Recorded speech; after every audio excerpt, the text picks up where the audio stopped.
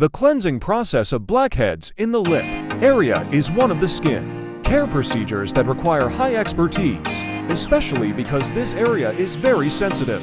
In this video, an experienced beauty specialist is performing meticulous treatment measures to help patients get clearer and healthier skin.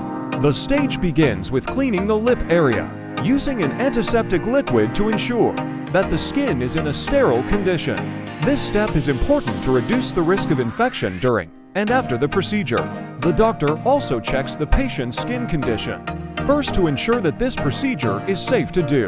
Once the skin is clean, the doctor uses a special tool designed to gently press blackheads. This tool allows for effective removal of blackheads without damaging the skin tissue around the lips. This process is done with great care, as too strong pressure can cause irritation or small cuts in sensitive areas. During the procedure, the doctor also uses certain techniques to ensure that the patient is comfortable. If there are blackheads that are more difficult to remove, the doctor may use additional methods, such as warm steam or more focused manual extraction, to loosen the pores and facilitate removal.